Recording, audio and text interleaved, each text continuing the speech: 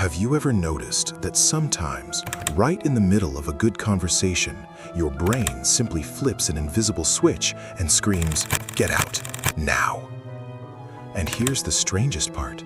It isn't sadness, it isn't anger. You actually like the people you're with. Even so, your body begins to do the math. Where is the exit? How much time is left? And how fast can you get back to your cocoon? When someone cancels a meeting at the last minute, you aren't upset. You feel relief, almost as if you've escaped something. But nobody talks about this, because the world loves the unstoppable extrovert, infinite energy, social all the time, always available, always chill. But what if I told you that your desire to disappear isn't drama? It's a real mechanism of your brain trying to save you. Today, I'm going to show you the truth behind what is called dark room syndrome. And by the end of this video, you will understand why silence isn't an escape. It's a neural recharge. The truth is, we've been taught to see introspection as a flaw. If you prefer your room, they call you antisocial. If you get tired of parties quickly, they call you weak. But neuroscience is starting to tell a very different story.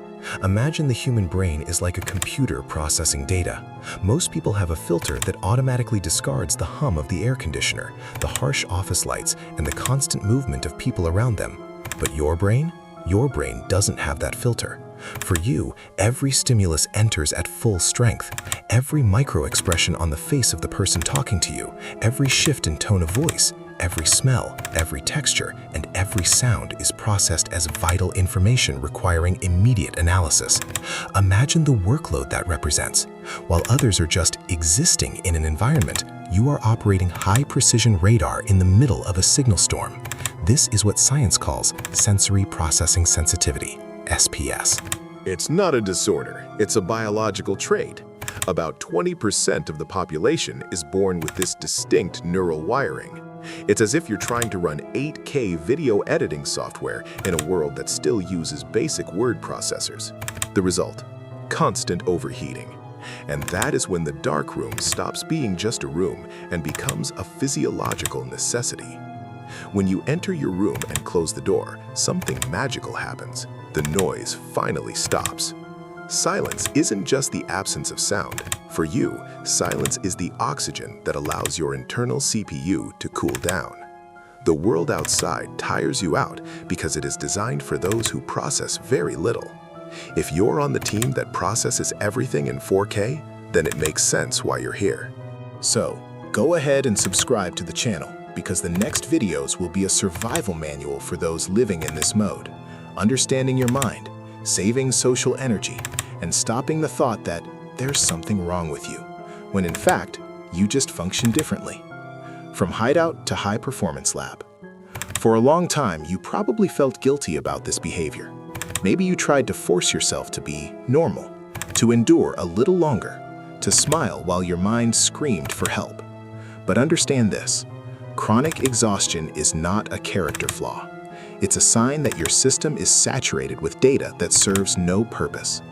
The darkroom is your safe harbor, the only place where you don't have to perform, where you don't have to analyze anyone, and where the walls finally stop moving.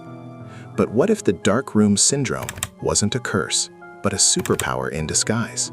The same sensitivity that exhausts you in the outside world is what allows you to see details, feel emotions, and make connections that most people simply cannot.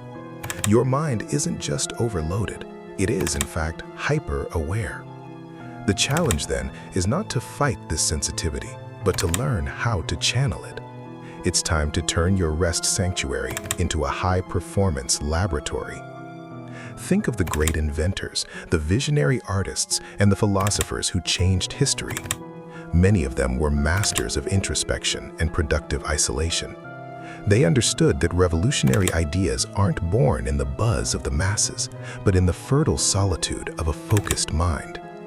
In your lab, you have the luxury of exploring thoughts without haste and diving into projects that require uninterrupted focus. It's vital to understand that this space is not a finish line, but a starting point. Your lab is your personal incubator. By retreating to process, you aren't running away, you are equipping yourself. When you step out again, it will be with a renewed purpose and a mental clarity that others do not possess. The outside world can be exhausting and chaotic, but it also needs your unique perspective. Do not underestimate the power of a mind that processes 10 times more information. That is the mind that innovates, creates art that touches the soul, and solves complex problems. Your room is the command center where you plan your life. So, the next time you feel that irresistible urge to close the door and step away from the noise, don't feel guilty. See yourself as a scientist in a lab, an artist in a studio, or a thinker in a library. You are preparing for your next great contribution. Your room is not a hiding place, it is an incubator, and the world anxiously awaits what you are about to bring to light.